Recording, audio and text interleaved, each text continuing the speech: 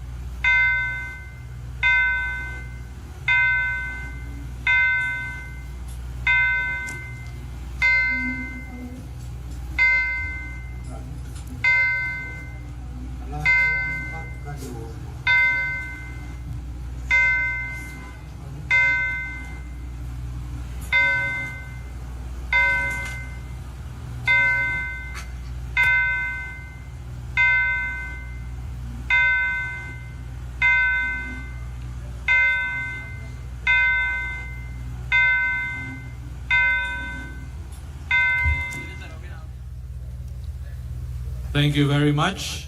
You may now take your seats as we await the arrival of our guest of honor.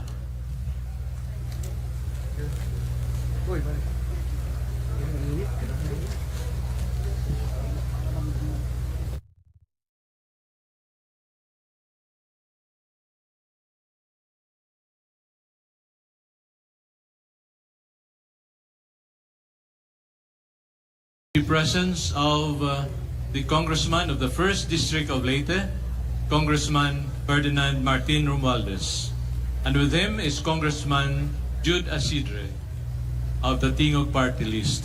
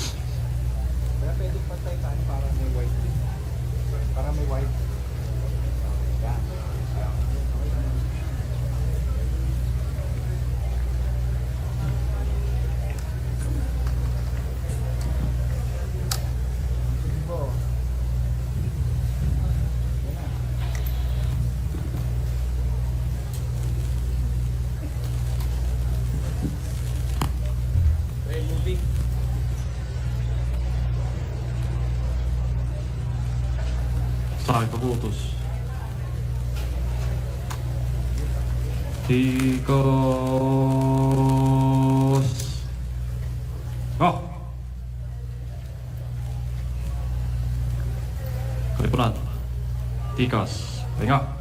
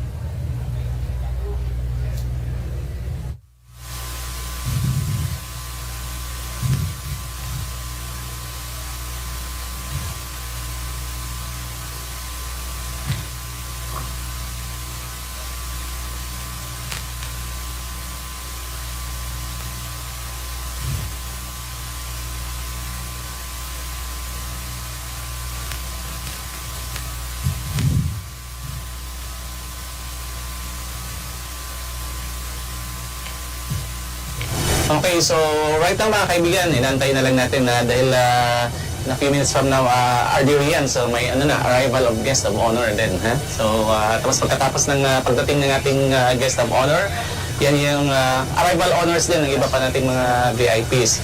Ayan. The flag raising ceremony and then the wreath laying ceremony. Oh, so yan yung umpisa na. Kaya advice namin sa ating mga viewers dyan, keep on sharing the live para naman magkaroon kayo ng malaking ambag din ng ating history dahil 80th Leyte Gulf Landings Commemoration ngayon mga kaibigan dito sa province of Leyte.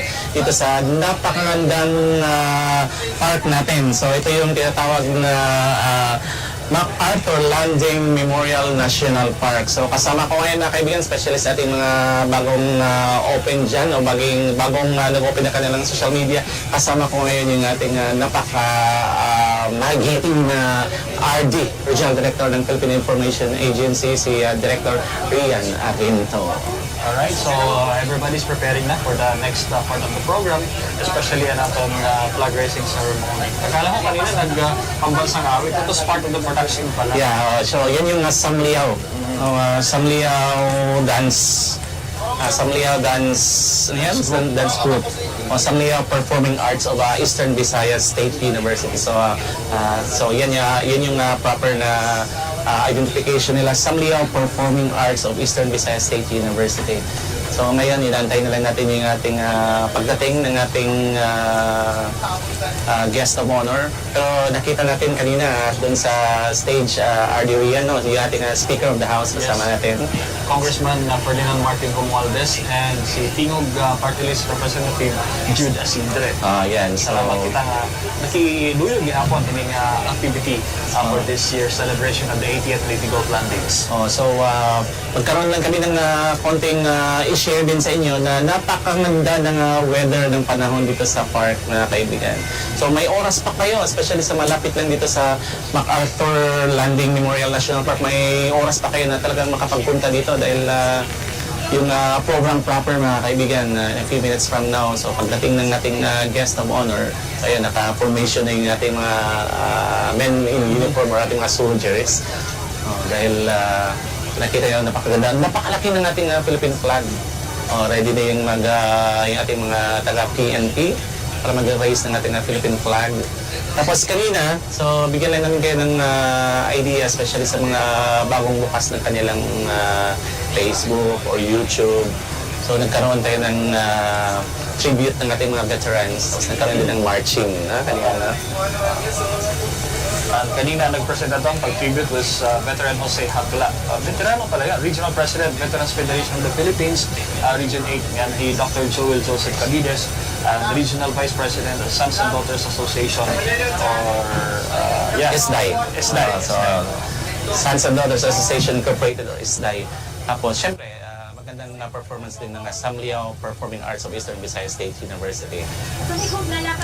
So ngayon mga kaibigan, ayan, so on screen, yung atang sina Governor Ikot Pitilia, papunta ng atong, syempre, para kung sa waray-waray patapuon na yung ating guest of honor, parating na. Yung ating guest of honor sa ating activity this day mga kaibigan, no other than yung ating Secretary of Department of National Defense, si Secretary Honorable Gilberto C. Teodoro Jr.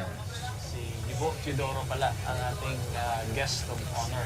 Ayan, sa mga kaibigan, on screen, and then yung ating idol Governor Ikot Pitilia, Province of Leyte. Katabi din niya si Speaker of the House, Martin Romualdez, si Congressman Martin Romualdez. Tapos yung iba din natin na mga invited or VIPs din. So, inantay na lang yung pagdating ng ating guest of honor. So again, malaki pang oras mga kaibigan na pwede nyo i-share yung ating live para naman yung ating mga Gen Z dyan, especially sa inyo, para well-informed kayo kung ano ba talaga yung ibig sabihin ng Leyte Gulf Landings. So, galing ka mahinungdanon actually, ang tanang tao, hindi na Leyte, Pilipinas, and even the whole world again. Gini-emphasize natin ang importansya ng liberation at that time. Yan yung World War II, kaya meron tayong mga World War II veterans mga kaibigan. Tapos kanina, kung pwede din naman i-review yung ating live, So nagkaroon ng parade or yung ating mga veterans, living veterans. Tapos yung mga sons and daughters din nila, well represented din. May mga from Samar, mga iba't ibang As far as posts. Katarman, ay so kanina Katarman. Oh, layo kayo ng Katarman. So mga ilang oras ba from our venue? 6 to 8 hours. 8 hours actually. Ayan na.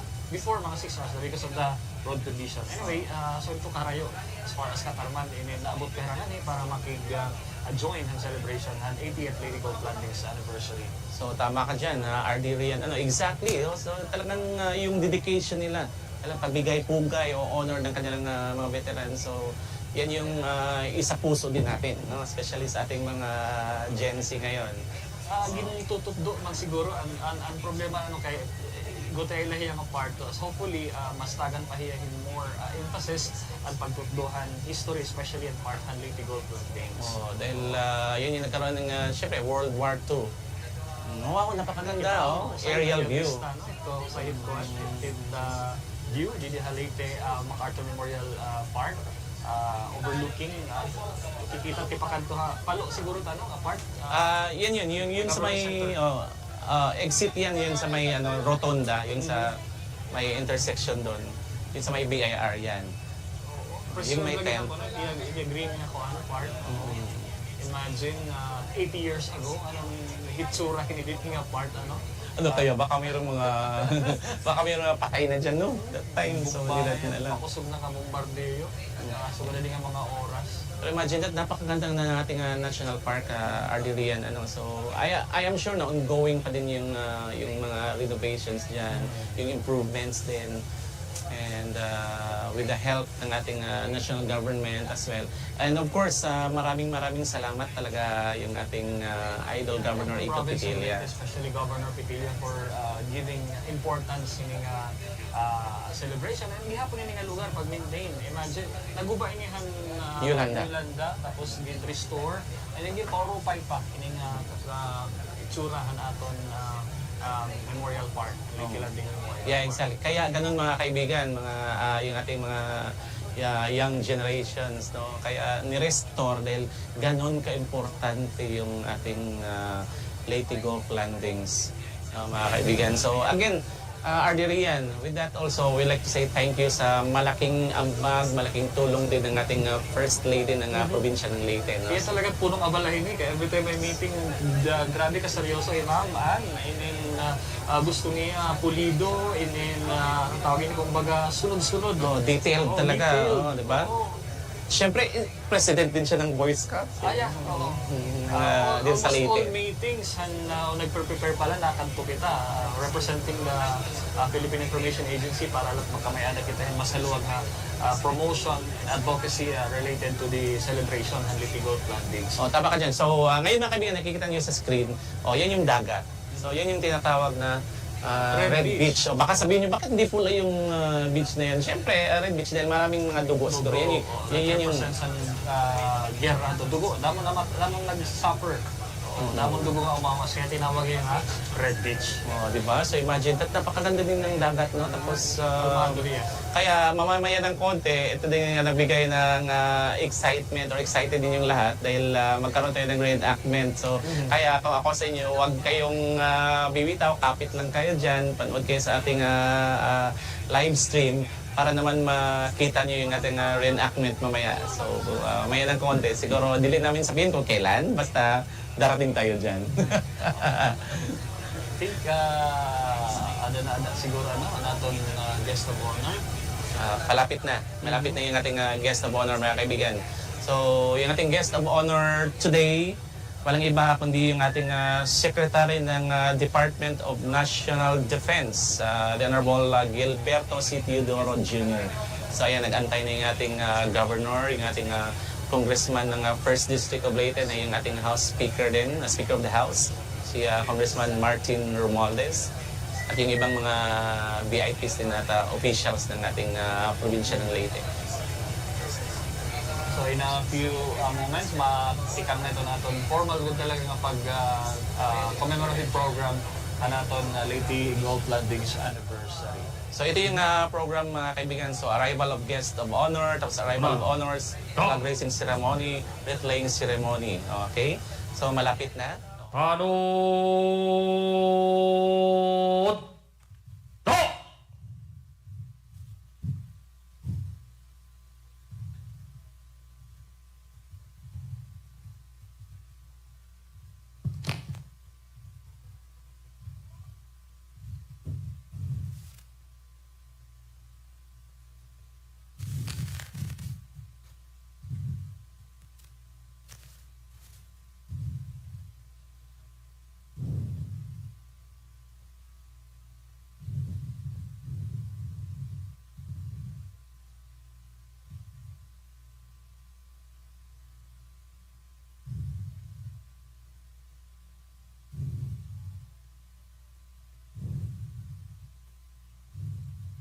Ladies and gentlemen, the guest of honor, Honorable Gilberto C. Chidoro Jr., Secretary, Department of National Defense.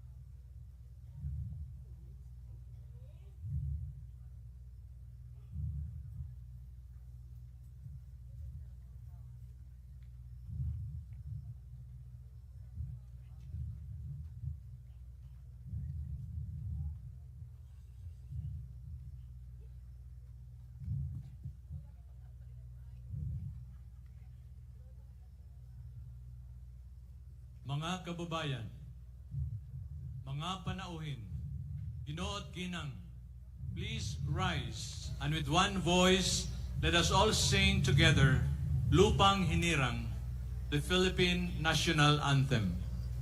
Tanghal! Ha! Pinuno, Lipunan, Uwi Kamay, na!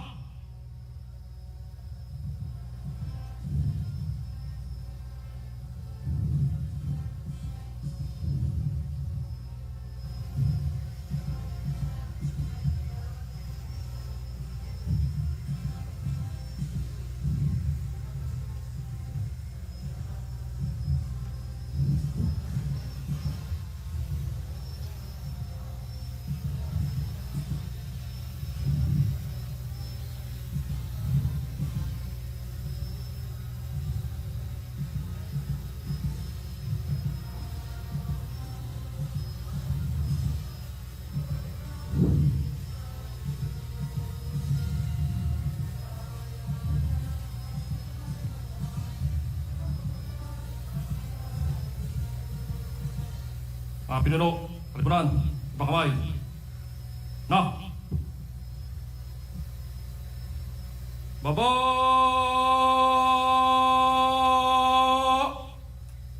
Ha!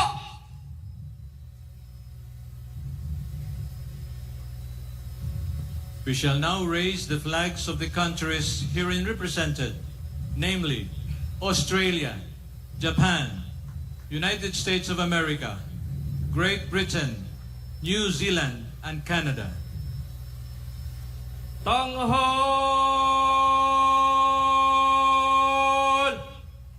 Ta! Pinuno, Lipunan, Uwi Kamay, na!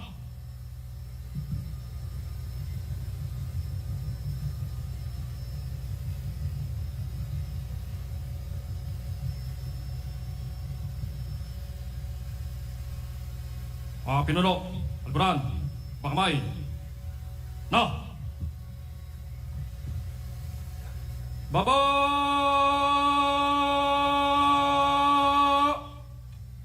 Ha!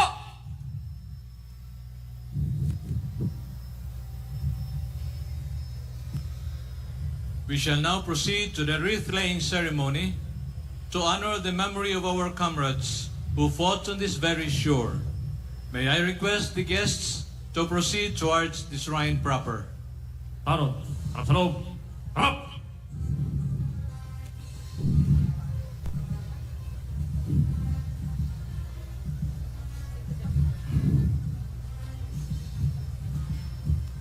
Are you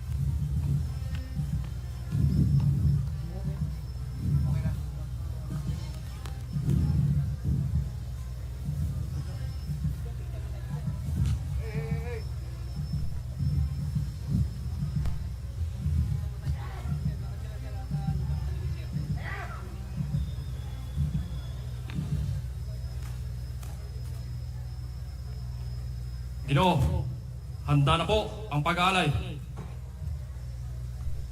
Kaliburan, harap sa kanan. Harap! Pasalong. Kag!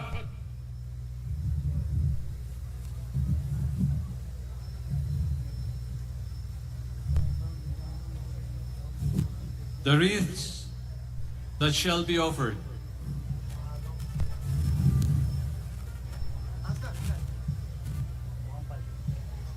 The wreaths that shall be offered are for the Board of Trustees, veterans of World War II, Lieutenant General Jaime S. De Los Santos, AFP, retired.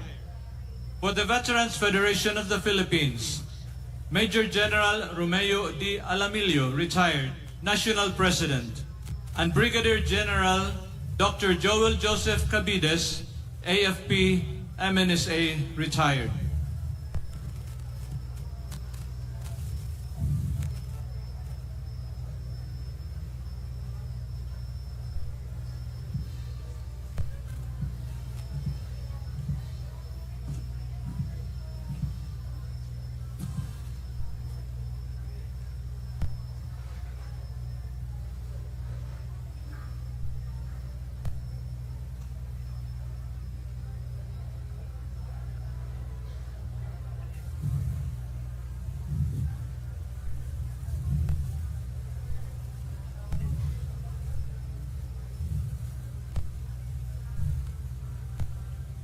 For the Philippine Veterans Administration Office, Undersecretary Reynaldo B. Mapago, Administrator.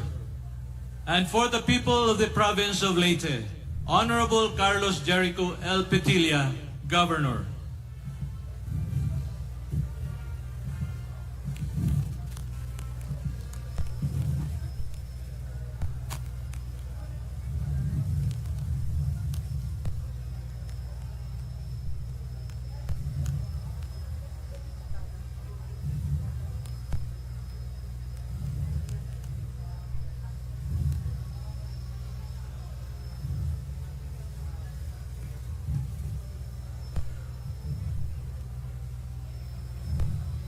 For the people of Australia, Her Excellency Hei Kyung Yu, PSM, FCPA, Ambassador Plenipotentiary and Extraordinary of Australia. For the people of Japan, His Excellency Endo Kazuya, Ambassador Plenipotentiary and Extraordinary of Japan.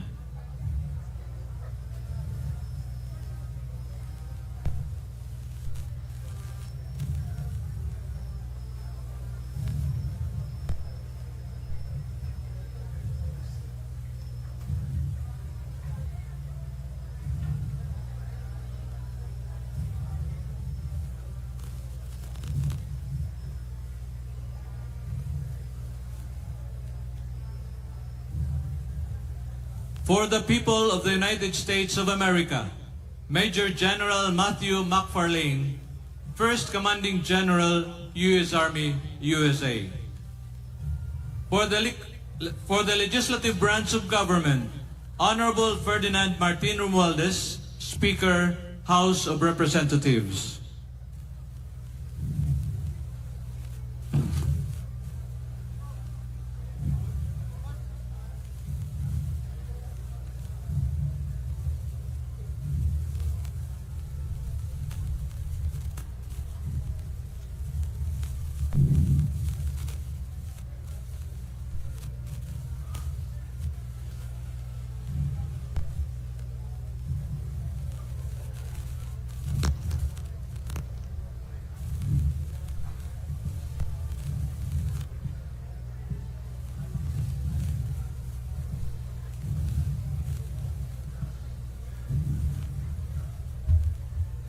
For and in behalf of the people of the Philippines, Honorable Gilberto C. Chudoro Jr., Secretary, Department of National Defense, accompanied by Lieutenant General Fernando M. Reyes, Philippine Army, Commander, Visayas Command.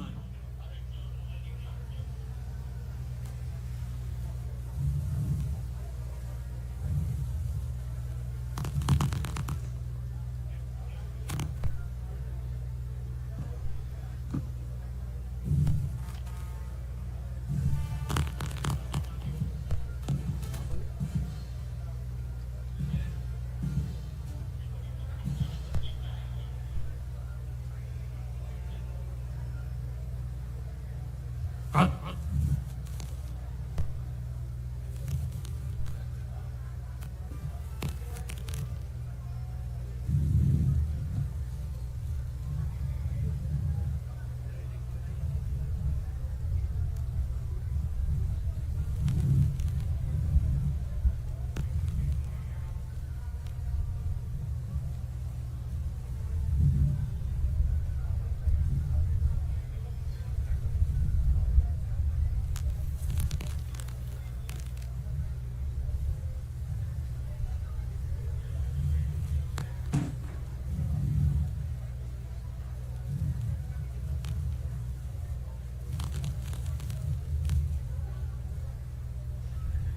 Tanghal!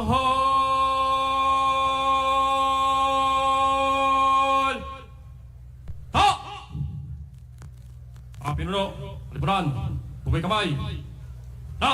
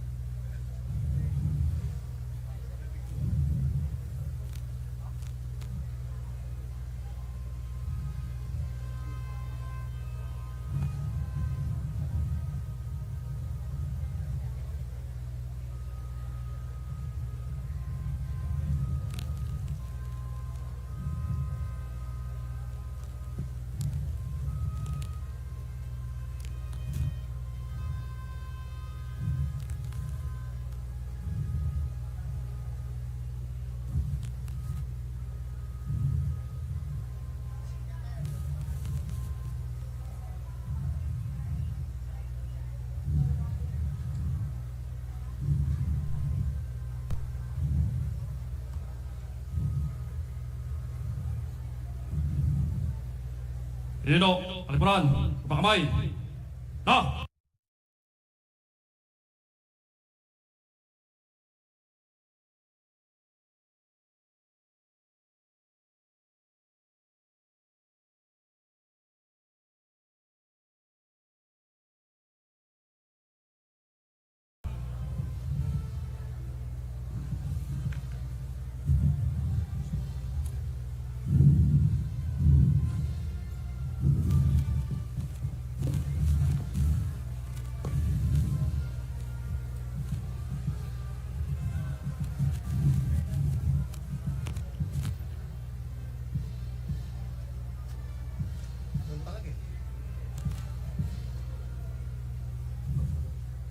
Lipunan, sulong.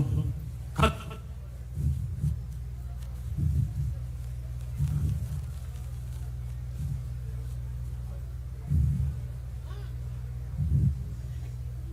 Tanghal! Ha! Lipunan, bugay kamay. Na! Lipunan, kamay. Na! Babay!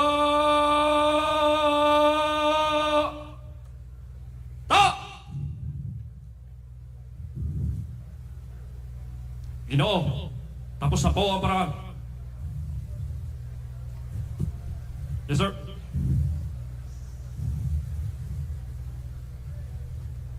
May I request our guest of honor, the distinguished guests and members of the Diplomatic Corps to proceed to the monument for the photo ops. Kaliburan, harap sa kanan. Harap.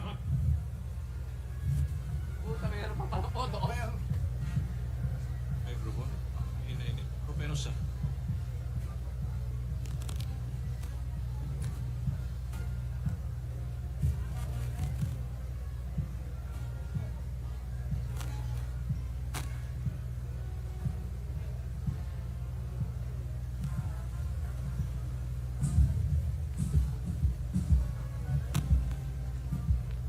Kaliburan, sulong. Kad.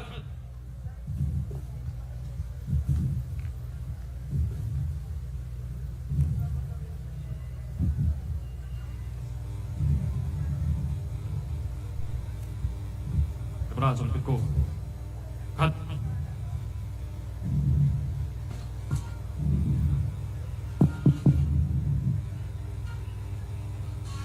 Harap sa labas! Harap!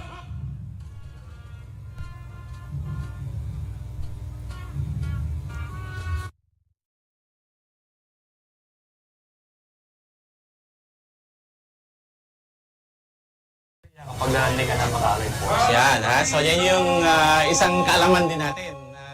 Dahil yung iba kasi, yung pakakaalam nila na Red Beach Resort na tuloy ha. So Red Beach, kaya nagkaroon ng maraming dugo.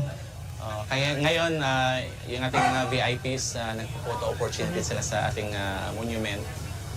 Alright. So, they'll proceed to the main stage, ano? And thank you din sa nagbigay ng ideas na gano'n ha. Thank you so much. Alam ko din na yung ating logo ng ating ATF Leyte Gulf Landings, yung mga may significance din yan, yung mga red, Blue, white, blue. Tika kaabuyog, tika may yellow beach, blue beach.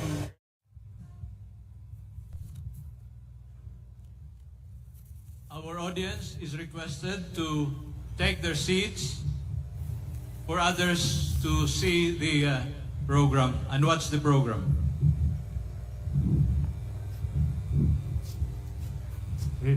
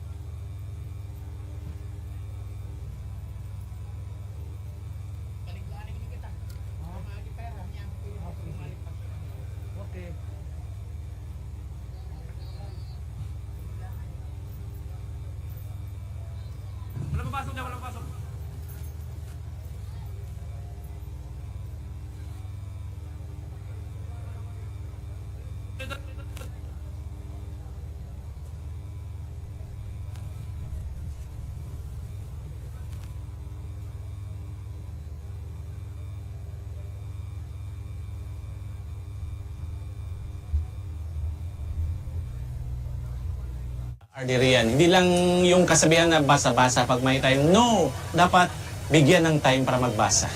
Actually, this is just part of the landing. May nagihapon mga celebrations sa ginghimo.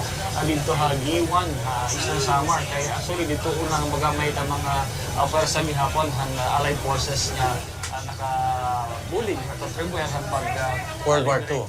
Liberate ng hatod nasod during World War II. Oh, at hindi lang dito sa Eastern Visayas, meron din sa may Luzon na part, di ba? Pangasinan, meron niya ito. Mga later part of that year, 1944. 44, if I'm not mistaken. Yeah, so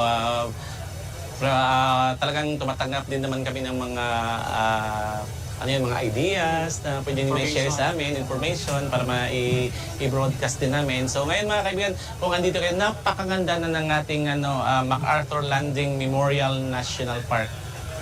So alam ko na ongoing pa din yung improvement. So tagkilikin natin na pumunta dito para magkaroon naman tayo ng syempre alaala ng ating history.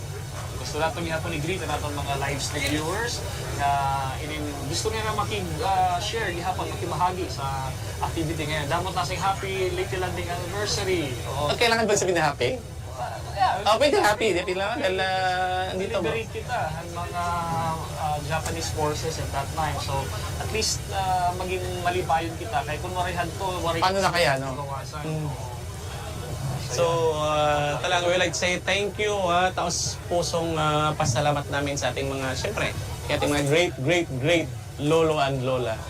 Mga guerrilla, ito time, ito na itong mga veterano actually, nakilisog talaga.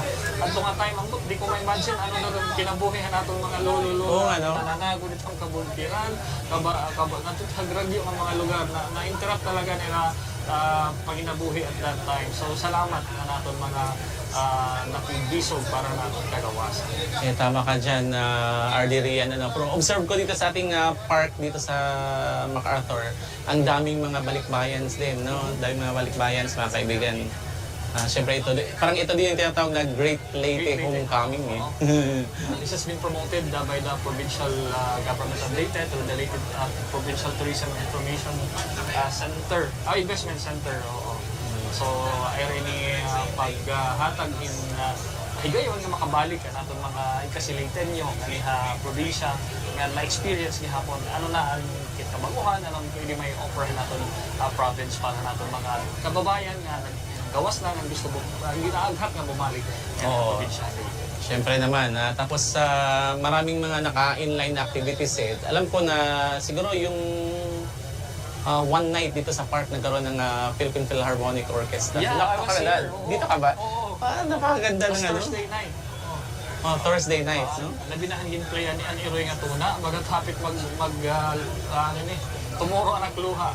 Okay, siyempre ang mga tower here na nasabay rahan pag tugtughan orkestra. Oo nga Kahit nga ngayon, kahit sinabi mo yun na yung na-play yung Ani Iroy na ito na, para yung buhok ko dito sa likod parang gumagano din Para kung nalimbawt pa akong balibo.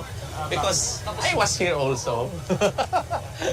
Labuthan to before, mag-upay mga kanta, but pag-play na talaga ni Iroy nga ito na nila na-touch na akong tapos ang dami that time. Tapos, yung sa LGU ng Palo din, nagkaroon din sila ng napakagandang activity din nila. Nagkaroon sila ng parang theater na ganun din, information din sa history ng Leyte Landing. So congratulations kay Mayor Martin Pitilia. Talagang when it comes to mga celebration, history, o yung mga paano para ma-divert ng maging impressive yung ating siyempre yung ating mga audience. Going back, kita natin mga war veterans. We have four by lima. Five. Dami pa. Nandun pa. So bilangin na lang natin yung wheelchairs. Yung wheelchairs natin. 1, 2, 3, 4, 5, 6, 7, 8, 9. Baka mayroon pa itong sa dulo. We're expecting nila na upat. Actually, damo nga yan ang nag-aabot. And we believe mga veterans talaga ito, Hera. By the features lang. Ayan, yung ating mga provincial government department heads ng province of Leyte. Kasama na. Andun yung ating provincial administrator, si Cora Albero. Yung ating Philippine National Police as well. Ato nakita ka ng mga fellow mga regional heads, regional, at kita pa taga Disud. Baka hinahanap ka na nila. Asan ba yung ating RD ng PIA? Paki-inform na lang yun na wala sa kanya, hindi nag-join sa kanila si RD Rian Arento ng PIA dahil dito kami sa live stream. Sir Glenn. Si Ma'am yung sa DALG natin. Province. Alam ko mga sons and daughters na to eh. Yun. So, magtitigan na aton na program proper behind Leyte Gulf Landings anniversary. Dili lang upfront kung makikita itong lagwayan na aligyan pa ng mga provincial officials, iba natin ng mga government agencies, mga taga-academ, mga nagkaluyo. Wala mo pang mga kandirila dito main stage. Ano ba tawag ito? Main stage ba ito nila? Or main yung sa venue? Oo. para yun yung silagay natin ng official stage. Nandun yung Halaban na lira ini nga amo ba yan kalsada tikaliha baras tikantoha may sa San Jose. bypass yung San Jose. So yan. Magat tika net ratio panalit ato pag-commemorate ng Leyte Gulf Landing. So ani dito mga officials, iba-iba ng mga government agencies, LGUs, and even mga eskwelahan para mag-witness ng 80th Leyte Gulf Landings. Tama ka dyan, RD Rian. So, i-inform lang natin biglayin natin sila ng ideas kung ano ba talaga yung program natin mamaya. So, umpisan to ng opening prayer ni Reverend Monsignor Gilbert Orbina, yung ating Vicar General Archdiocese of Palo.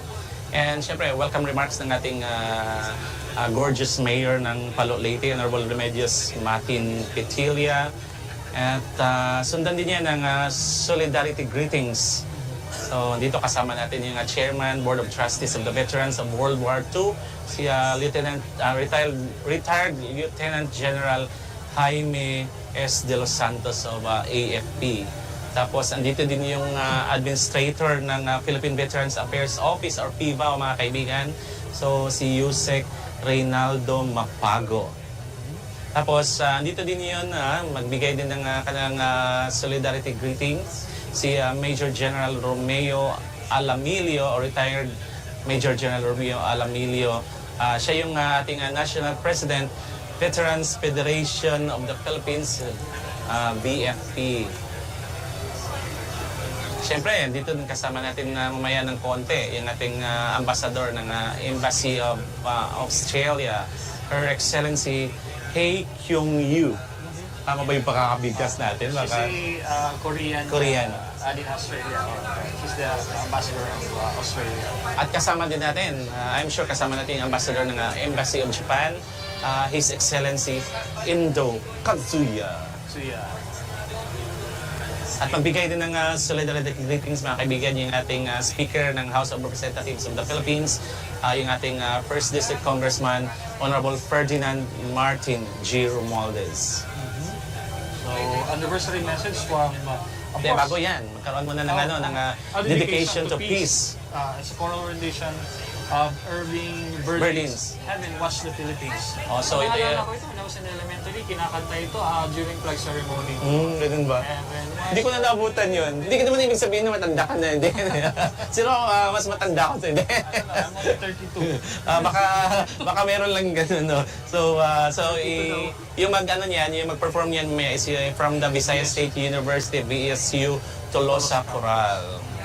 And then anniversary message of the, of course, Honorable Governor Carlos Jericho Petilia, and that will be followed by the introduction of our guest of honor. No other than yung ating Vice Governor ng Province of Leyte, Honorable Leonardo M. Javier Jr.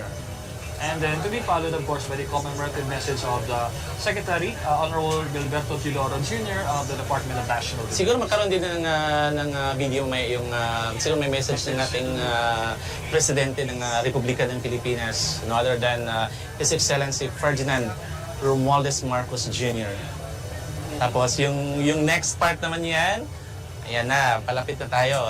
So may rededication of the Australian Memorial and unveiling of the U.S. Small Boats Association plaque to Australian civilian mariners.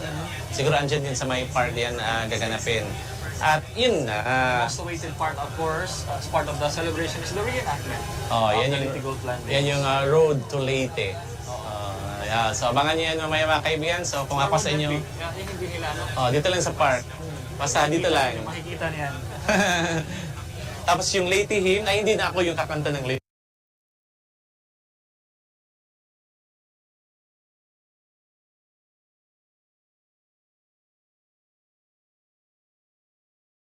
Pero kaiba din naman ng level na ito. Kala ko, sabi ko, ay, ba't napunta ako sa ganito? Sige, but anyway, I accept the challenge. Of course.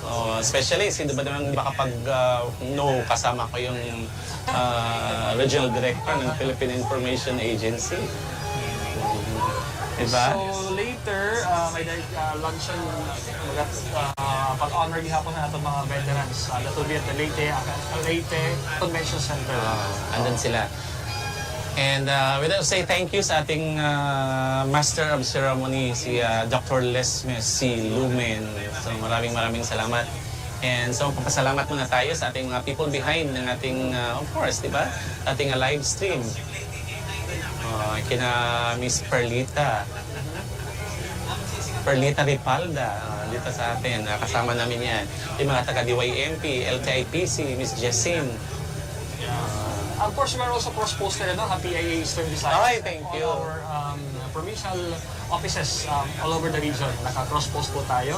And this is also cross-posted sa AGIO, Association of Government Information Officers of Region 8. So, damo kita yan ang nagkakaroon sa nagkikita kapag kaya na hininga Leyte Gulf Landing's anniversary celebration.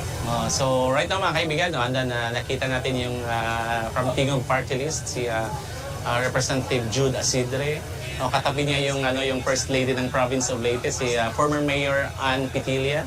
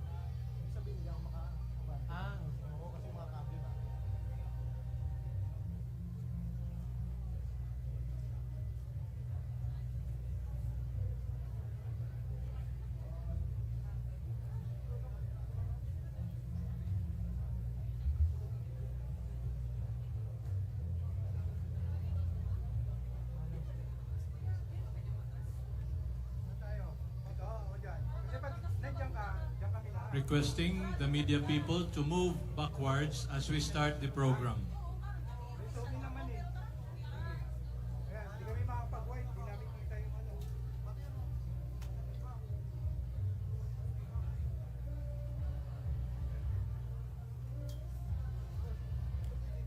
Pantay na lang tayo.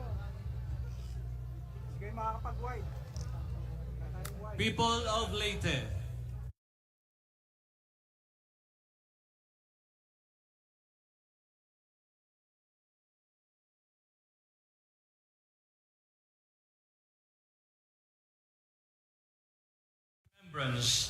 the newly refurbished MacArthur Landing Memorial National Park, erected on the shores of Red Beach, Palo, Leyte, as we pay tribute to the men and women who participated in the historic landings that paved the way to the eventual liberation of our country.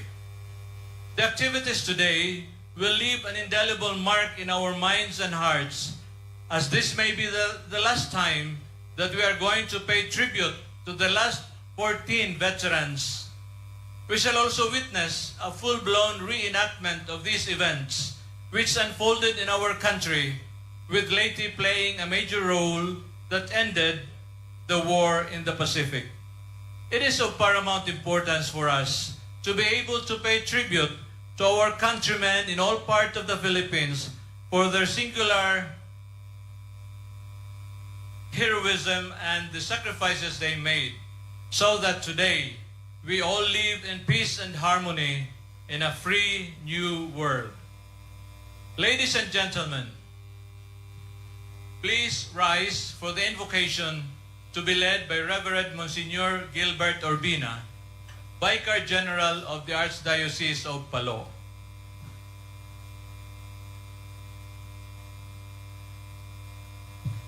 God of all nations, Lord of history, to your guiding hand, you have helped humankind shape its course, and you continue inspiring us to carve a better future for ourselves and others in this world.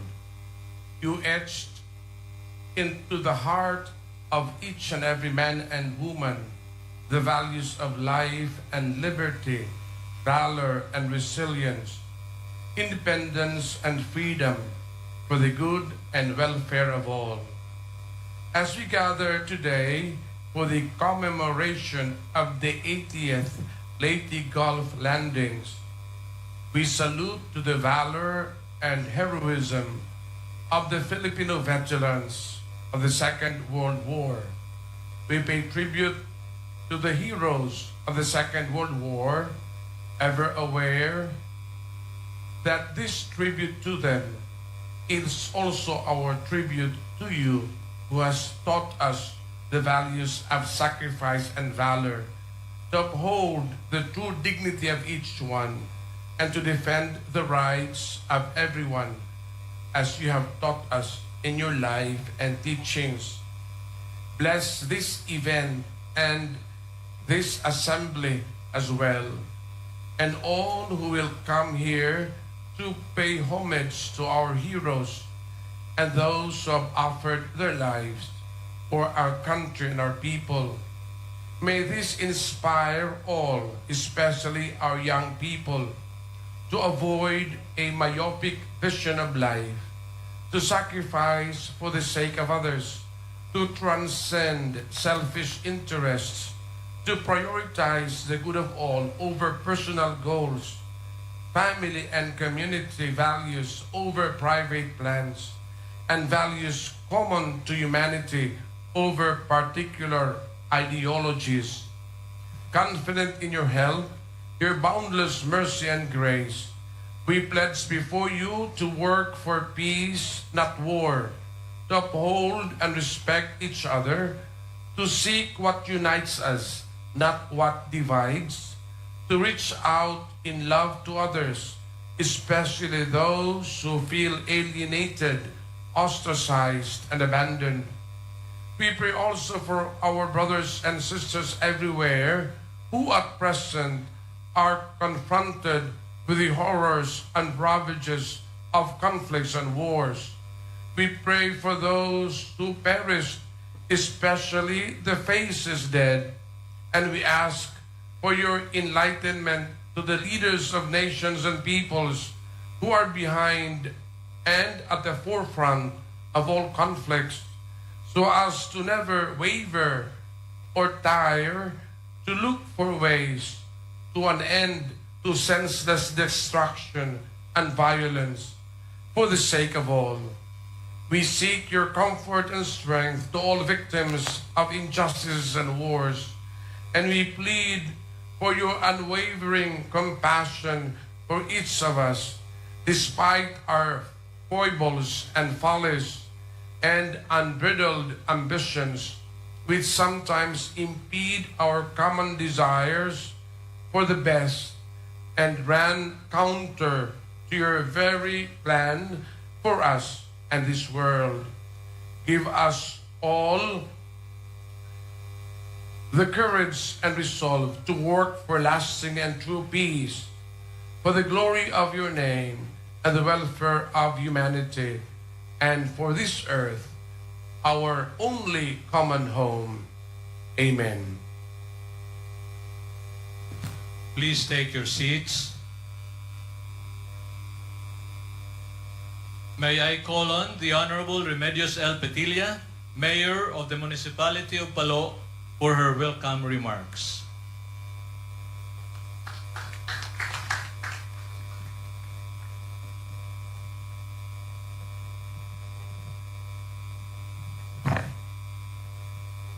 Good morning, everyone, and happy celebrations of the 80th Leyte Gulf landings here on our beaches.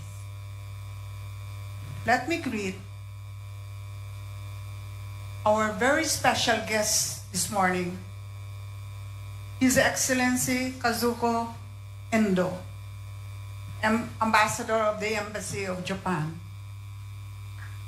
Her Excellency Hai Kong Yu, Ambassador of the Embassy of Australia.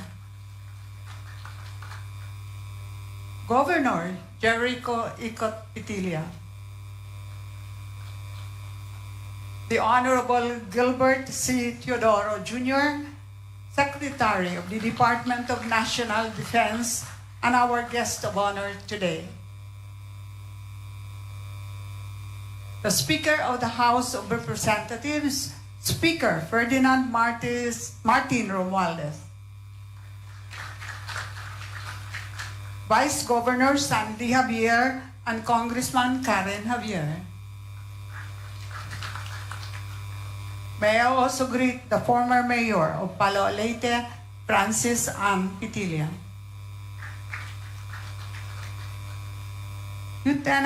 Major General Matthew McFarland of the United States, the Embassy of the United States of America.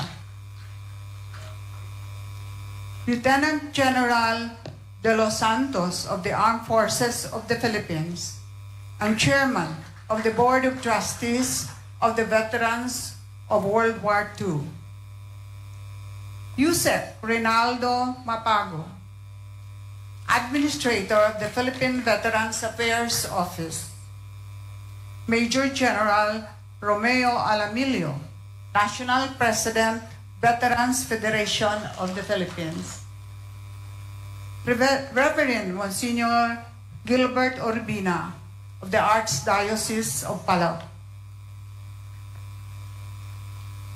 Congressman Jude Asidre. Congressman Carl Kari and Congressman Coco Yap. All the board members and provincial officials of the province of Leyte, all mayors, vice mayors, and officials of the municipalities of the province of Leyte and all other municipalities in the region. All members of the diplomatic corps joining us this morning. Palo Vice Mayor Jojo Chiquillo and officials of the municipality of Palo. Dear veterans and families of veterans, the sons and daughters headed by General Cabides, distinguished guests, and all those who are gathered together this morning to commemorate this very important event in our lives 80 years ago. Beautiful, rainless morning to all of us. Actually, early this morning when we arrived, the skies were dark and gloomy and heavy, and we were thinking, oh my God, the rains will come. And then, all of a sudden, when we looked up, the dark clouds drifted away, and then there was the clear, beautiful morning that we are enjoying today. So thanks to the prayers of our heroes, and I know that they are with us today and praying for us for a beautiful celebration. So let me just share this welcome message to all of you. It is with deep honor and gratitude that I welcome you all to this historic commemoration, the 80th Leyte Gulf landings anniversary.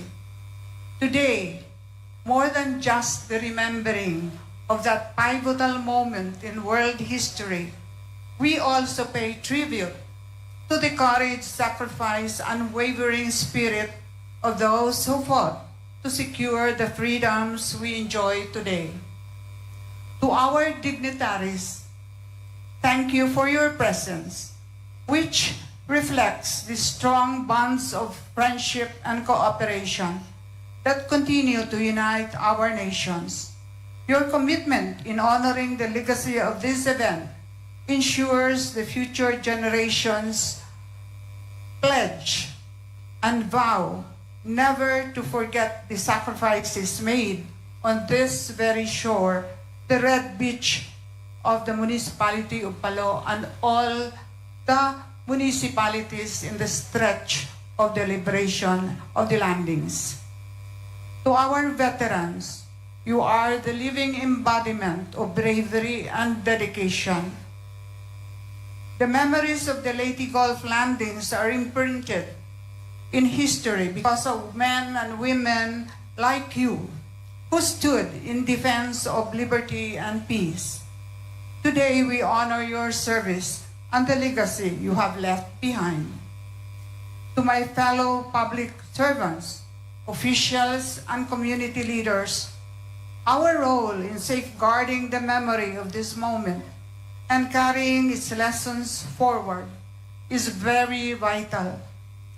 Together, we bear the responsibility of ensuring that this history remains alive, not only in the hearts of Leyteños, but also in the hearts of every and all Filipinos. As we commemorate the significant milestone, let us remember that the Leyte Gulf landings mark not just the beginning of the end of World War II and the liberation of the Philippines, but a turning point in the global struggle for peace and justice. It is a reminder of what can be achieved when nations and people come together in the spirit of cooperation and solidarity. Thank you for joining us in the solemn and momentous occasion. May we continue to draw inspiration from the heroes of the past as we work together towards a peaceful and prosperous future. Again, welcome from the heart of the Palonoons. Thank you for your presence today. Maupay nga aga aton nga tanan. Ladies and gentlemen, let us now listen to the messages of solidarity from our visiting dignitaries. May I first call on Lieutenant General Jaime S. de los Santos, AFP retired, Chairman, Board of Trustees, Veterans of World War II.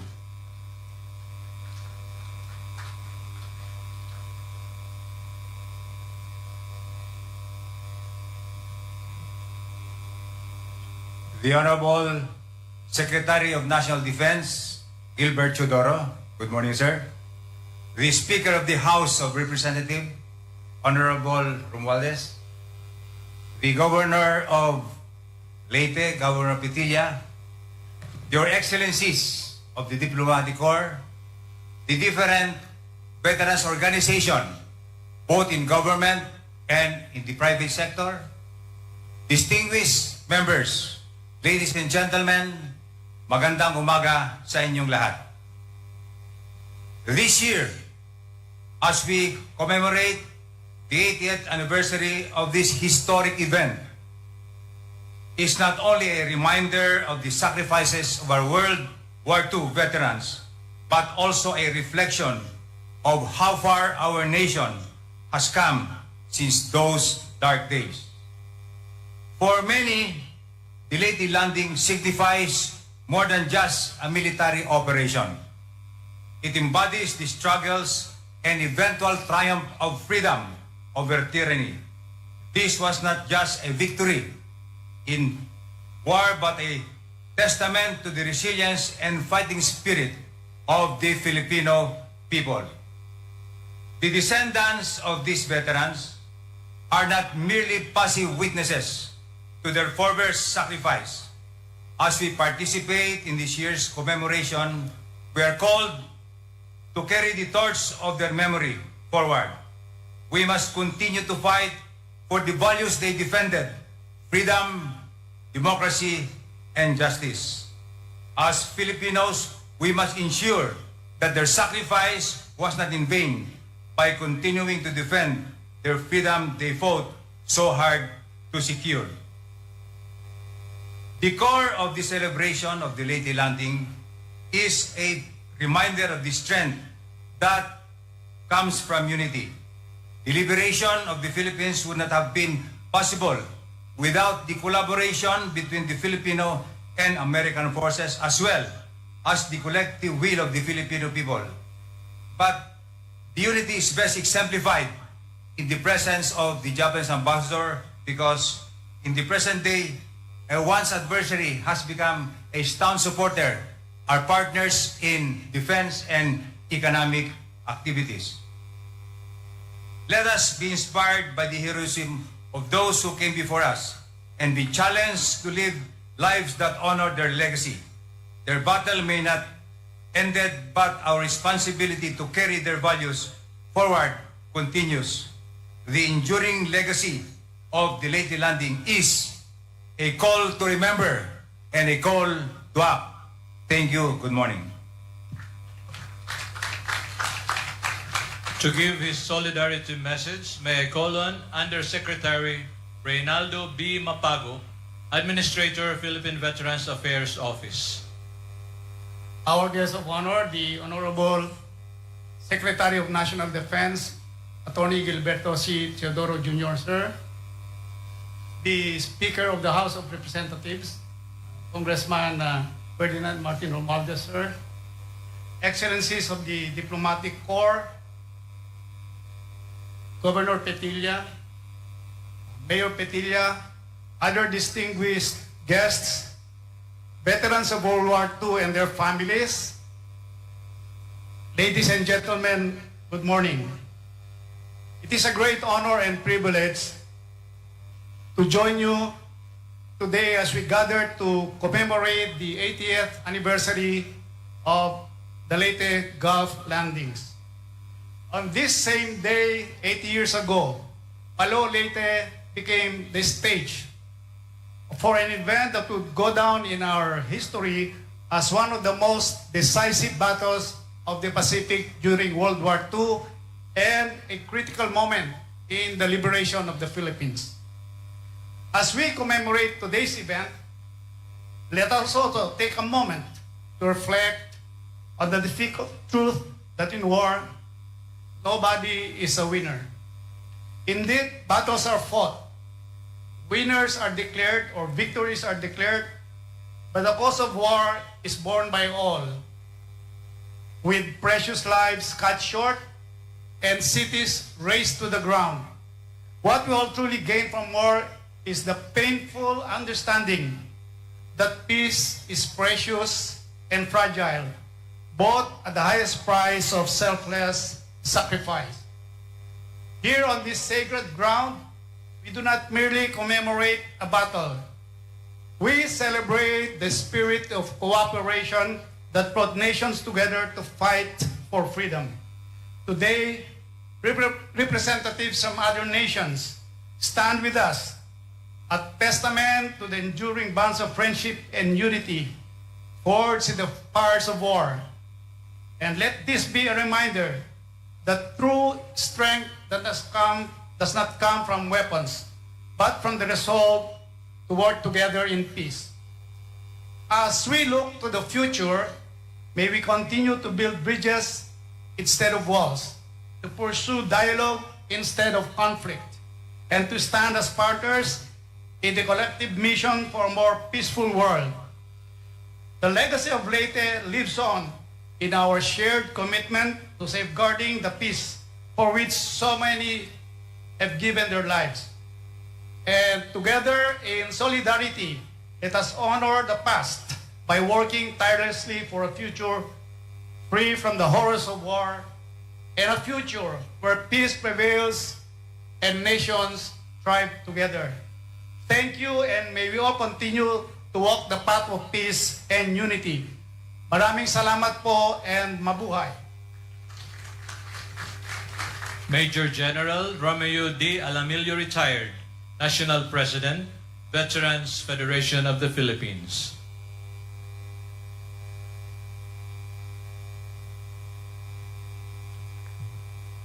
May I acknowledge the presence of our guest of honor and speaker, who shall be properly introduced later. Other distinguished guests who have been mentioned earlier by the previous speakers. May I make special acknowledgement of the presence of the representatives or themselves of the 14 living World War II veterans of Region 8. Surviving spouses, sons and daughters, fellow veterans, ladies and gentlemen, good morning. It is a pleasure to be with you here today as we gather to commemorate the 80th Leyte Gulf landings, a pivotal moment in our history that marked the beginning of the liberation of the Philippines during World War II. Solidarity is exemplified this morning that in the spirit of friendship, the countries of the United States, Australia, New Zealand, Canada, Great Britain, and the Philippines now stand side by side with former adversary Japan in pursuit of unity, prosperity, and collective security. Just a while ago, about 800 post-World War II veterans joined the Grand March as a show of oneness or solidarity with the people of Leyte. Given better resources, we shall see more than 1,000 of them in the future commemorations.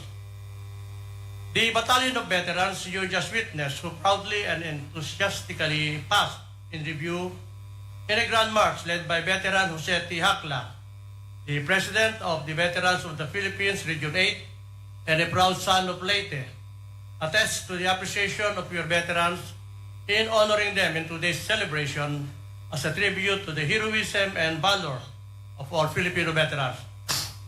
Today, as we face new challenges from this bully neighboring China, let us draw inspiration from the heroes of Leyte, that their spirit of cooperation, perseverance, and hope guide us as we work together to build a stronger, more prosperous, and more inclusive Philippines. Let us honor their memory by fostering a sense of unity and solidarity within our communities, bridging divides and embracing our shared aspirations.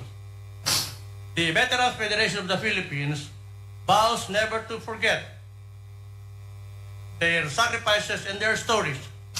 We pledge to honor their memory by working for the propagation of the heroic deeds of these World War II veterans and the promotion of mutual helpfulness among the post-World War II and their descendants. The BFP expresses its profound gratitude to the provincial government of Leyte for the use of a 1,000 square meter property at the government center in Candahog, Palu, Leyte, just 300 meters away from here, where the 25 million two-story BFP building has just been erected through the joint efforts of the Tingog Party List, Speaker Ferdinand Martin Romualdez, maraming salamat po sir, and Veteran Jose T. Hakla, the President of Region 8.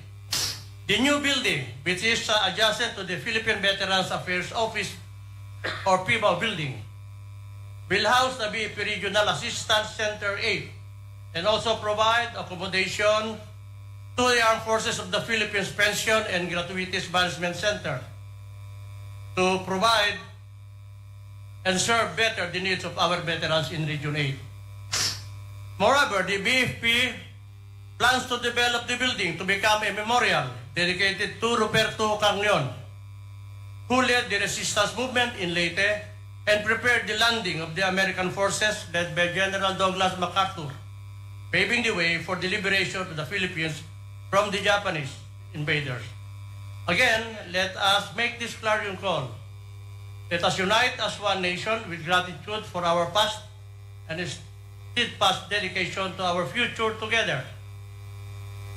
We can overcome in any challenge and achieve greatness. Mabuhay ang Pilipinas, mabuhay ang Leyte. For her solidarity message, Her Excellency He Yong-yu, PSM, FCPA, Ambassador Plenipotentiary and Extraordinary of Australia. Secretary Teodoro, other distinguished guests, and ladies and gentlemen, magandang umaga sa inyong lahat. It is my honor and privilege to be here this morning to represent the people of Australia, and in particular the descendants of the veterans, some of whom are here with us today. They have flown all the way from Australia to be with us today for the 80th anniversary of the Leyte landings. Yell out if you can hear me, guys. I know you're out there somewhere. There you are. That's the Aussie spirit. Thank you. Thank you. We gather on this solemn occasion to offer our deep respect and to acknowledge the courage and sacrifice of those who fought so bravely in these seas, in the skies above, and on this land to contribute to the liberation of the Philippines 80 years ago. As many speakers have already said, this day marks a critical juncture in Filipino history, a day where the Filipino people, with the assistance of close friends, once again triumphed in the face of adversity. In February 1942, General Douglas MacArthur made his way from the Philippines to Australia to organize the American offensive against Japan, a primary objective of which was the relief of the Philippines. And on the 20th of March, in the small South Australian town of Tarawi, he uttered the words that defined his focus for the remainder of the war. He said, "I came through and I shall return."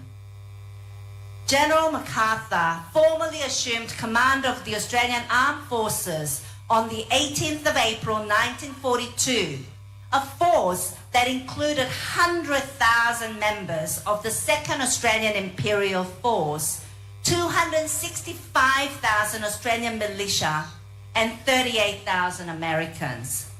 It was 2.5 years later, following heavy fighting across the Pacific by Australian, American, and other allied forces, before he was able to make good on his promise. And exactly 80 years ago, when General MacArthur was finally able to return to the Philippines, he came ashore in the company of Australian Defence Force personnel.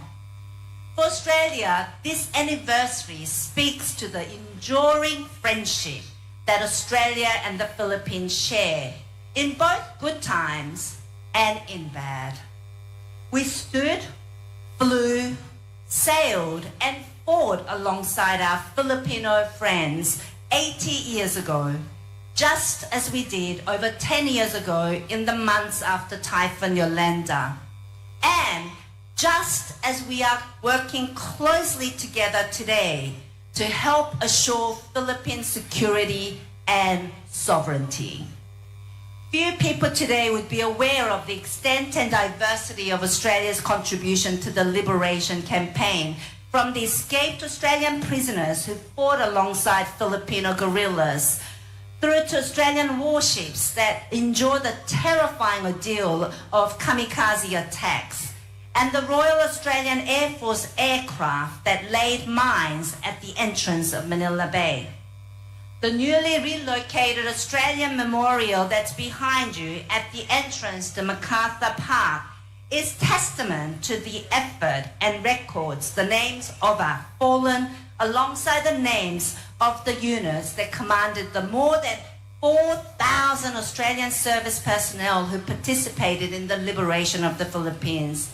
And I'm proud today to further recognize the rich history of Australia in the Philippines with the unveiling of, later this morning, of a plaque to the service of Australian civilians during the liberation of the Philippines, specifically those who served the Australian Merchant Navy and U.S. Army Small Ship Section.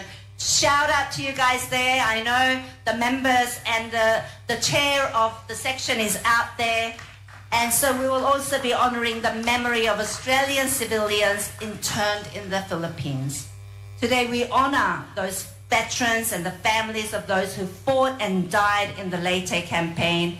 We are humbly grateful for your service.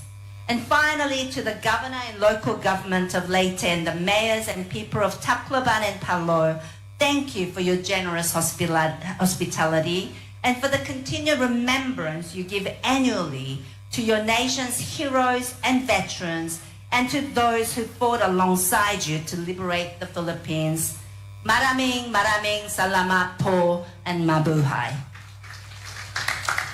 His Excellency Endo Kazuya, Ambassador Plenipotentiary and Extraordinary of Japan.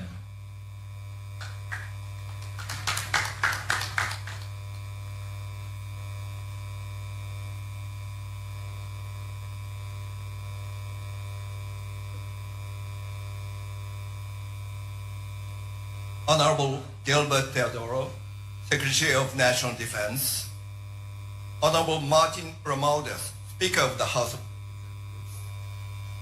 Honorable Carlos Jericho Petilla, Governor of Leyte, Honorable Remedios Petilla, Mayor of Palo, Leyte, Her Excellency Ambassador He Kyung-yu, Australian Embassy, Major General Matthew McFarlane, U.S. Embassy, esteemed Filipino veterans, distinguished guests, ladies and gentlemen, magandang mga po sa inyong lahat. It is a great honor to join you all today at the 80th commemoration of the Leyte Gulf landing. I stand here on these hallowed shores with profound reverence,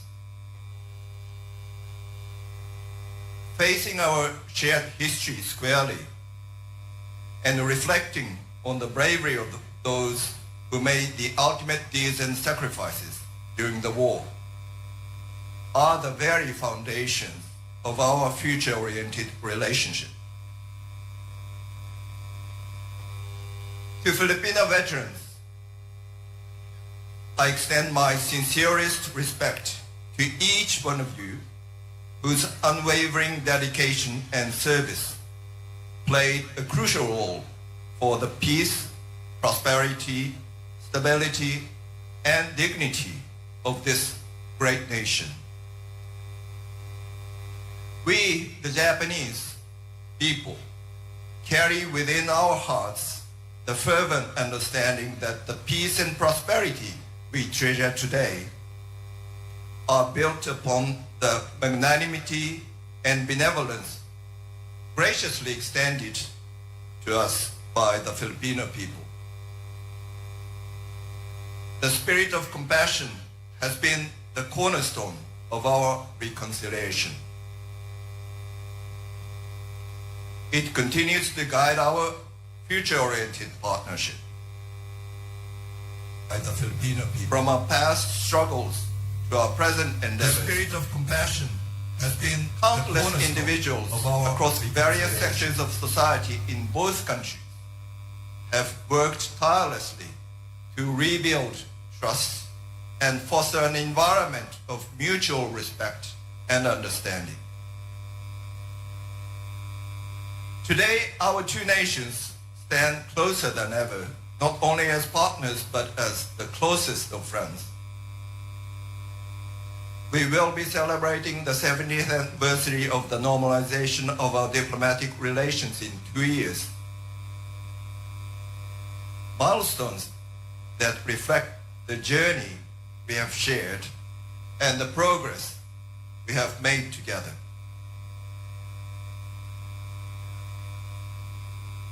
Since 1966, Japan has proudly been the largest official development assistance donor to the Philippines, actively supporting sustainable growth through numerous initiatives across various areas of cooperation. The San Juanico Bridge was built in 1973 as one of the Philippine-Japan Friendship Highway projects, connecting Leyte and Samar provinces. Japan has recently been conducting the preparatory survey for construction of the second San Juanico Bridge project. Such infrastructure projects symbolize our shared commitment to the development and well-being of the Filipino people. People-to-people ties are also robust. Japan is now the most popular destination for Filipino tourists. I expect that we will be welcoming so many Filipino friends again around Christmas this year. In July, Japan and the Philippines concluded the second Foreign and Defense Ministerial Meeting 2+2 with resounding success. Thanks to the effort of Secretary Teodoro, a highlight of which was the signing of the Reciprocal Access Agreement, RAA, marking new era in our defense cooperation. RAA will further facilitate mutual visits of our forces and strengthen our joint efforts. Over the years, Japan has continued to strive in bolstering Philippines' maritime domain awareness and maritime law enforcement capabilities, providing aircraft to the Philippine Navy, air surveillance radar systems to the Philippine Air Force, and multi-role response vessels to the Philippine Coast Guard. Our relations now epitomize the profound depth of our special friendship. From the shadows of our past pains, we have emerged as steadfast partners, united in our dedication to promoting peace and prosperity. Together with the United States and Australia, we have become trusted democratic partners united by a common goal, free and open in the Pacific region. In collaboration with other like-minded nations, we have engaged in a wide variety of multilateral exercises, such as the recently concluded Maritime Cooperative Activity 2024 Sama-Sama exercises and the Commandant 8-24 to enhance regional security cooperation. As we turn our gazes at the world, we see the international order under strain due to escalating geopolitical tensions. We witness the ongoing aggression of Russia against Ukraine and the deteriorating situations in the Middle East. In our region, the security environment in the East and South China Sea stands as one of the most complex and daunting challenges. We unequivocally oppose any unilateral attempts to change the status quo by force, as such actions threaten the very foundation of the global order we are dedicated to preserving. We remain resolute and undeterred. We, the Japanese people, are determined to never allow the devastation of war to be repeated ever again, for the sake of present and future generations. By upholding the international order based on the rule of law, I assure that Japan and the Philippines, together with other like-minded countries, become united partners in building a world founded on peace, harmony, and goodwill. Our veterans have passed on to us this shining legacy. and it is our duty as torchbearers to ensure that our shared vision flourishes in the years to come. Let us walk this path together, united in our shared commitment to a prosperous future for both our nations. Maraming salamat po. Mabuhay ang pagkakaibigan ng Japan at Pilipinas. Mabuhay ang kapayapaan at kamandaran ating sa rehiyon. Maraming salamat po. For another solidarity message, Major General Matthew McFarlane, 1st Corps Commanding General, U.S. Army, Embassy of the United States of America.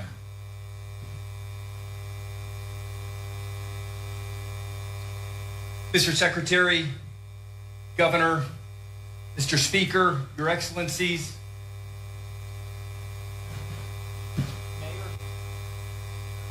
distinguished guests, honored government officials, fellow service members from many different countries, past and present, and especially veterans of this battle and the battles since. Magandang umaga po. I'd like to thank Governor Carlos Petilla and Palo Mayor Petilla and all the people of Leyte for commemorating this historic Leyte Gulf landing every year. It's incredibly important we continue to hold the torch for the sacrifice of so many and the ideals for which they sacrificed as we continue to live our lives today. I'd like to especially point out how honored we are by the presence of the Secretary of National Defense, Teodoro.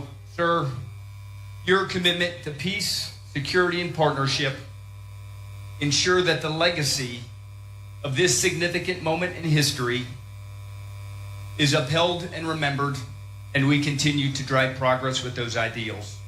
I'd also like to highlight Ambassador Zendo and Ambassador Yu and all the countries that are represented by flags on that monument to our front. Your presence here today is incredibly important as we move forward in the future with this battle in mind.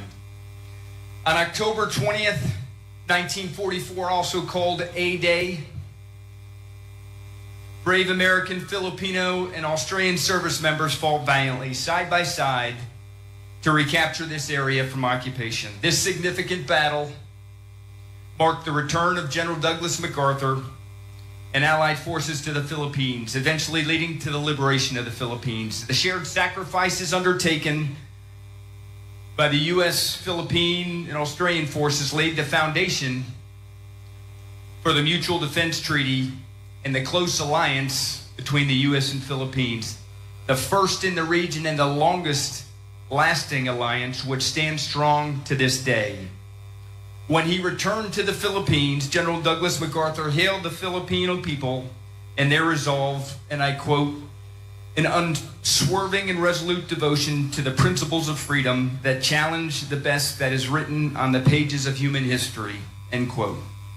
That devotion to freedom, your devotion to freedom and democracy still rings true today, enables the strong ties between our two nations as dedicated friends and partners in prosperity and ironclad allies. In 1944 and today, the United States and the Philippines are committed to securing a free, open, prosperous, and secure world for our peoples. The U.S.-Filipino alliance is one of the most important and consequential relationships in the region and in the world. As Secretary Blinken said during the historic 2+2 dialogue in Manila in July, our bilateral relationship is the strongest that it's ever been. We are capitalizing on this unprecedented moment in concrete ways. As was mentioned by the Ambassador of Japan, working together with other like-minded nations in the region, like with exercise Sama-Sama that was recently conducted here. Today, the United States and the Philippines, along with Australia and Japan, work shoulder to shoulder across the region, strengthening partnerships and supporting a goal of a free and open Indo-Pacific. This is the power of possibility No challenge is insurmountable when we work together. The U.S. and the Philippines are also collaborating on humanitarian efforts. Last month, U.S. forces supported your efforts to respond to Typhoon Julian, providing needed logistics support to deliver badly needed supplies to some of the most remote parts of the Philippines. This effort is part of our commitment to support the Philippines' response to national disasters. 80 years after U.S. forces returned to the Philippines on this very beach, we stand with you in so many different ways.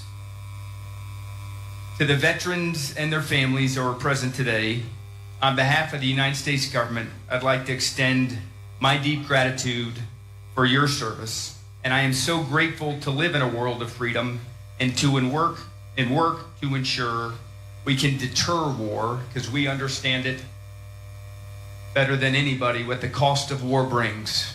Work to ensure peace prevails over conflict and to ensure we continue to live a life of freedom and democracy.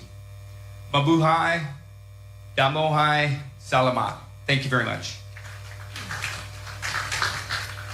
Honorable Ferdinand Martin G. Romualdez, Speaker, House of Representatives of the Philippines, for his solidarity message. Maupay-aga ayong tanan to His Excellency, our guest speaker, guest of honor, Secretary of National Events, Gilberto Chodoro, my classmate and my friend, to our Governor Carlos Jericho Alpetilla, our host, Mayor Martin Petilla of Palo, of course, to Her Excellency Ambassador Heikki you of Australia, and all the Aussies back there. Yes. To His Excellency Ambassador Endo Kazuya of Japan, U.S. Major General Matthew McFarland, Administrator Reynaldo Mapagu of the Philippine Veterans, to our local officials led by Governor Carlos Jericho Petilla, Mayor Remedios Petilla, to our congressmen, Congressman Judas Sidre, Congressman Aaron Javier, of course, Vice Governor Andy Javier, Congressman Okoyap, and Congressman Kalkari, to our distinguished guests representing our gallant veterans, fellow workers in government, sa aking mga kababayan dito sa Leyte, maupay-aga hayong tanan. It's truly a great privilege to join you here as we celebrate a singularly significant event in history, not just for Leyte, but for the Philippines and the world. The Leyte landing was a turning point in World War II here in the Asian region. And as we gather here today to honor the brave men and women whose names may not be as famous as General Douglas MacArthur, but nonetheless made personal sacrifices so that we can be here today in freedom. Arahan aton mga beteranong, ang hayra mga pamilya, ang anhi, damo salamat. Ang nasud, nagpapasalamat hayo, hakadayunan. As we celebrate bravery, let us also celebrate the progress we've made in forging peace, so that what happened then will not happen again. We commend the solidarity of the nations of Australia, Japan, the United States, in our shared aspirations for a secure and peaceful region. Your presence today is a testament of how far we have come in terms of promoting and protecting our respective national interests. No longer through the destructive contest of arms and violence, but through peaceful and diplomatic efforts, which is more sustainable. These pave the way for the continued development of our respective countries, further strengthening our diplomatic and economic relations, opening up new opportunities for our mutual benefit. Let us continue working together in this regard. Damo nga salamat baka nandito sa 80th anniversary ng Leyte Gulf Landing. Mabuhay ang sabay ng Pilipinas.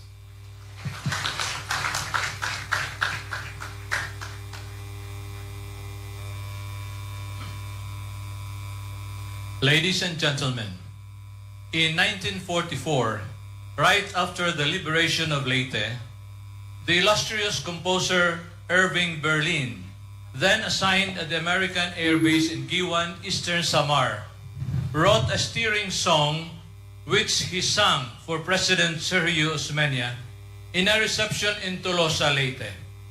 Let us listen to the rendition of the song, Heaven Watch the Philippines, to be rendered by the Visayas State University Tolosa Campus Alumni Chorale.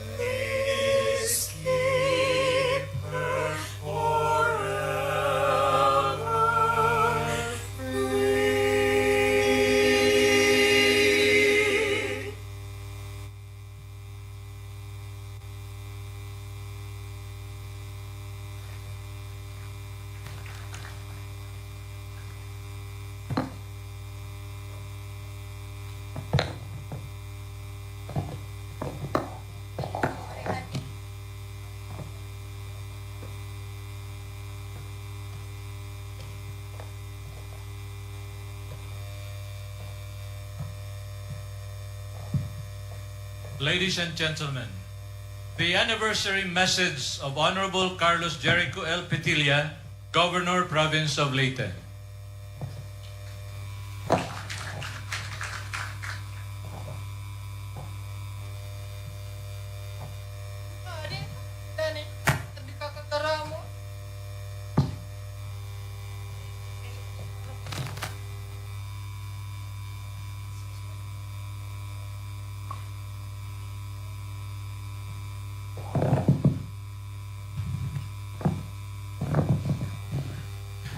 Thank you very much for lending me a microphone. Before anything else, I'd like to greet, of course, our guest of honor, Secretary Gilbert Chudoro. Thank you very much for gracing the occasion. The Speaker of the House, Congressman Martin Romualdez, again, thank you also for coming over and bearing the sun with all of us. Mayor Martin Petilla, members of the Diplomatic Corps, our officials from the national agencies, from the local government unit, from the private sector, special mention to our veterans, the 14 remaining veterans that we have, and the families who accompanied them here, and including those relatives of the sons and daughters of our veterans. Again, a pleasant good morning to all of us. We've been celebrating Leyte Gulf landings several years now. Every time I come over here, my son will ask me, "Where are you going?" I said, "It's October 20. We're going to celebrate again." "Why do you keep on celebrating? Every year you say the same thing." And I said, "Because it's time, it's the only time when we can encourage people to tell the story over and over again, because it's a story that needs to be told, even if it's the same." During celebration, it appears that same thing happened. In fact, one time, several years ago, we added a little twist. We asked a veteran to give a speech for a change. So his name was Manopuli from Palo. So we asked him, "Can you give a 10-minute speech?" He was enthusiastic, took the mic, and he told his story. In 1944, October 20th, 1,600 planes, 23 carriers, aircraft carriers, many tanks, explosion everywhere, paratroopers, sinking ships, crashing planes. While he was telling the story, I can imagine it was like an IMAX 360-degree movie. And he was so passionate, full of enthusiasm, animated storytelling, graphical in nature. He was supposed to give a 10-minute speech. After 1.5 hours, he paused. And he said, "And that was day one." It took us 10 minutes to convince him to continue his story next year. Manopuli died. He passed away several years ago. We never got a chance to hear the second day. But along with our veterans, the stories that they have with them appear to be dying with our veterans, with only 14 remaining veterans. And that's why we have to celebrate. We have to find a way to continue and tell the stories even beyond the lives of our veterans. Perhaps that is why we're passionate in celebrating and in telling the stories. There have been so many wars that came after World War II. We have the Korean War. We have the Six-Day War in the Middle East, the Vietnam War, the Kosovo War, the Middle East Gulf War, the Afghanistan, and now we have the Ukraine and the Gaza Strip. I'm not sure what it is with the human race, but we never seem to run out of wars. There is an old saying, you win some, you lose some. A coach will say this to his basketball team. You win some, you lose some. A political analyst will say this during election. You win some, you lose some. A businessman will say this when closing business transactions. You win some, you lose some. We appear to glorify war in the movies. But in the war, it is not applicable. You don't say you win some, you lose some. Because in a war, everybody loses. And that is why war should be avoided at all costs. But while war should be avoided at all costs, freedom has never been achieved without any sacrifice. When our sovereign rights are threatened, we cannot sit back and ignore the threat unless we want the brave veterans, spirits who fought and died for our country 80 years ago to come back and haunt us.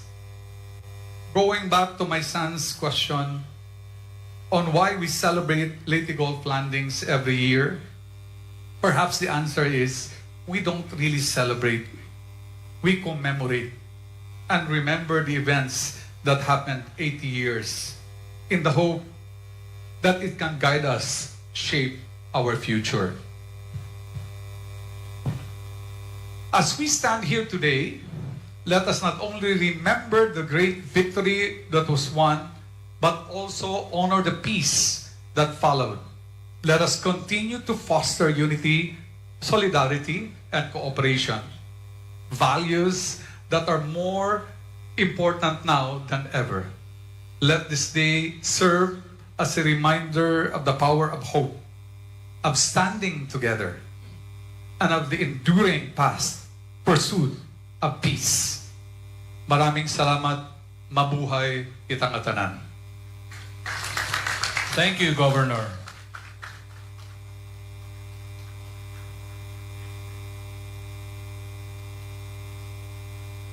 To introduce our guest of honor, may I request Honorable Leonardo M. Javier Jr., Vice Governor of Leyte, to do the honors.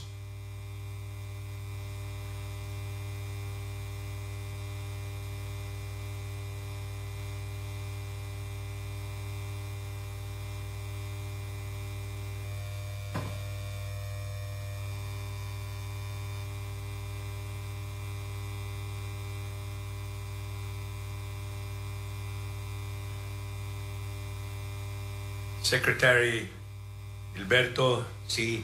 Teodoro Jr.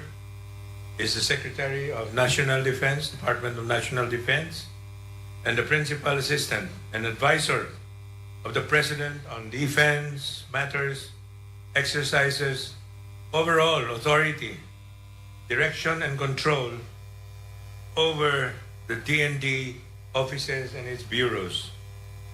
Secretary Teodoro first served as Secretary of National Defense from 2007 to 2009, where he pushed for key initiatives in security sector reform. The Honorable Secretary also pursued strengthening of bilateral and multilateral security and defense cooperation with both regional and extra-regional states to further peace and combat non-traditional security threats.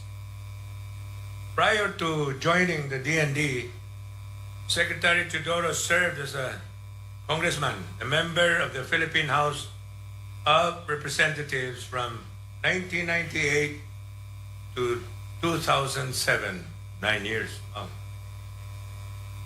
As a congressman, he principally authored Securities Code of 2000, shifting the Philippine Securities Regulation System from a merit regulation system to a full disclosure system.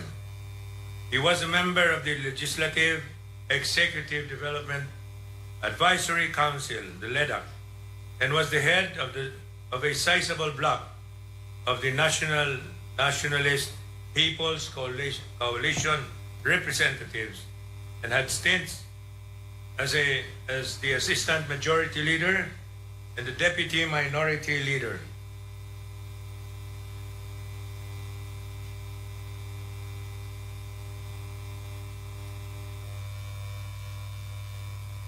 Secretary Teodoro was also a former youth representative, having served as a member of the Provincial Board of Tarlac, Kabataan Barangay KB Chairman of Region 3 from 1980 to 1985.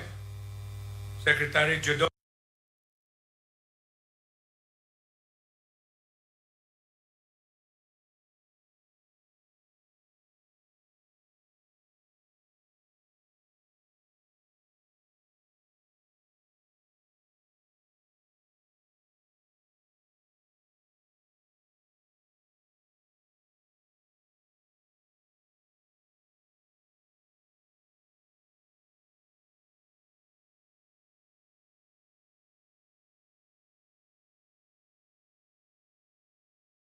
in Cambridge, Massachusetts of the USA, and was admitted to the State Bar of New York. He completed the Command and Staff course of the Philippine Air Force and the AFP Joint and Combined Staff.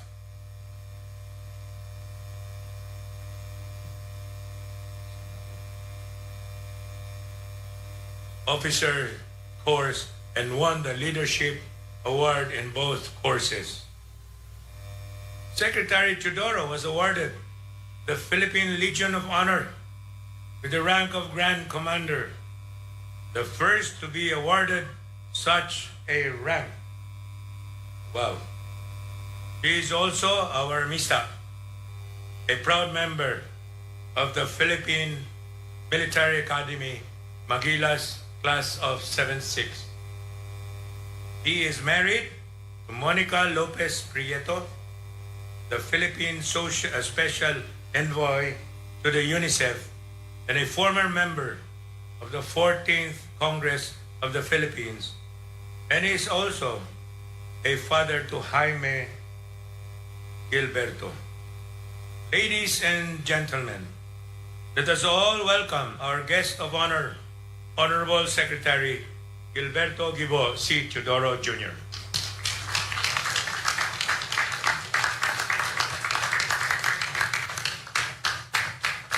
Please take your seats, ladies and gentlemen. Thank you very much to our distinguished Vice Governor, the Honorable Sandy Javier,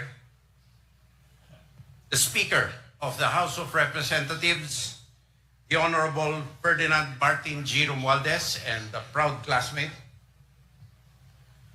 the Honorable Ikot Petilla, Governor of the Province of Leyte, the Honorable Remedios L. Petilla, our Mayor and former classmate in the House of Representatives, Excellencies of the Diplomatic Corps, Ambassador Yu and Ambassador Endo Casuya, Senior Department of National Defense officials led by Undersecretary Lieutenant General Reynaldo Mapagu, General Romeo D. Alamilio, our military host for today, our CENTCOM Commander Lieutenant General Fernando Reyeg, colleagues in government, our veterans present today, distinguished guests, ladies and gentlemen. It is my honor to represent His Excellency President Ferdinand R. Marcos Jr. today in today's commemoration. The President was personally invited by His Excellency President Prabowo Subianto of Indonesia, who takes his oath of office as President today. And as we know, Indonesia is a very important ASEAN partner, and it is indeed an honor for the President to represent us in this historic event. The President extends his greetings to everyone, especially to the people of Leyte, fellow government officials and employees, and distinguished guests. Before I go to the meat of what I want of my task today, it is perhaps providential that our President and Commander-in-Chief of the Armed Forces is from Leyte. He's a son of Leyte as much as he is a son of our area in the north. And it is providential because as a continuum and as honoring the sacrifice of the veterans here, to include his father, he continues the legacy of building national defense and resilience, not only against those who would want to occupy our territory or to abuse our territorial integrity, sovereignty, and to take over our sovereign rights, but also building resilience against natural disasters and calamities. And we do this not only with the synergy between the legislature and the executive department, but also in cooperation with like-minded nations represented by our distinguished visitors here. And I will read the message of His Excellency the President. 80 years ago, Leyte witnessed a turning point in history. Imagine being here, right in this very shore. General Douglas MacArthur stepped off a landing craft and made good on the 3 words that kept a whole nation hanging on: I shall return. What happened on October 20, 1944 still resonates with us today. Beyond being the largest naval battle of World War II, it marked the beginning of our long walk to freedom. And freedom, as we know, does not come cheap. That day, a vast armada of ships slowly appeared on the horizon. For Filipinos, after enduring years of harsh occupation, the sight of those ships was the unmistakable sign that the long, dark night of oppression was nearing its end. And freedom was no longer just a distant hope, but an imminent reality. General MacArthur, along with President Sergio Osmeña, walked ashore at Red Beach in Palo, Leyte, and that moment became emblematic of the resolve of the Allied forces and of the Filipino people. Although these men came from different backgrounds, they were united by a single cause: freedom. They came from the United States, Australia, and even from our own soil, facing extraordinary challenges brought by a determined invader. They gave everything for the possibility of a tomorrow free from oppression. Today, we celebrate every soldier who has left home, not knowing if they would ever return. We pay tribute to our brave men and women who paid the ultimate sacrifice. And we remember civilians who lived through years of fear and deprivation, yet held onto hope. To our veterans, words will never be enough to express the depth of our gratitude. What you gave us goes far beyond what we could ever repay. You have shown us that courage is about carrying the weight of sacrifice, about standing firm in the face of overwhelming odds, and trusting that your struggle would bring freedom to others. Because this fight did not end in 1944. It lives on in each of us, and it is our duty to continue their legacy. Sa ating mga kabataan na hindi naranasan ng digmaan, ngunit minana ang aral na kaysaysayan. Naway magsilbing paalala ang araw na ito. Ang kalayaang tinatamasa natin ngayon ay hindi basta ibinigay. Ito ay ipinaglaban. Bunga ng dugo, pawis at luha ng ating mga ninuno. Mga kababayan, sa ating mga veterano at sa bawat Pilipino, ang laban nila ay laban natin.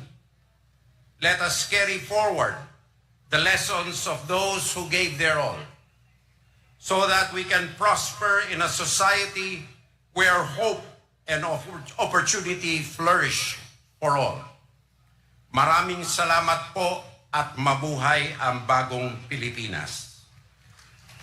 That was the message of the President. On my end, as the Secretary of National Defense, I would like to convey my utmost support to all initiatives that aim to ensure that the lessons and legacy of the Leyte Gulf landings are preserved and shared and lived with current and future generations. On behalf of the Department, let me reiterate our commitment to fulfilling our mandate under the leadership of His Excellency the President of protecting our national security, territorial integrity, and the freedoms that our veterans have fought so hard for. Once again, thank you very much. May God bless us all. Thank you, Secretary Chidoro. Governor Carlos Jericho L. Petilla shall now offer the 80th Leyte Gulf Landings commemorative plaque and a token of appreciation to our guest of honor from the people of the province of Leyte.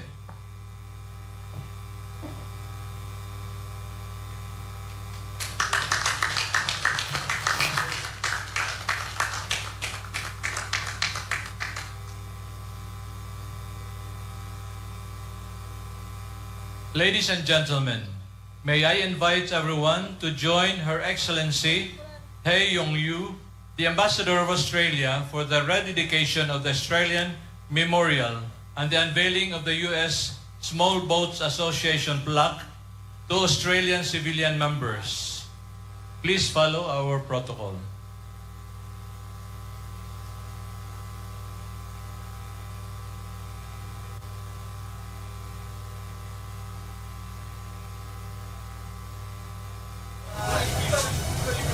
Okay, so mga kaibigan, so yan yung message ng ating guest of honor, si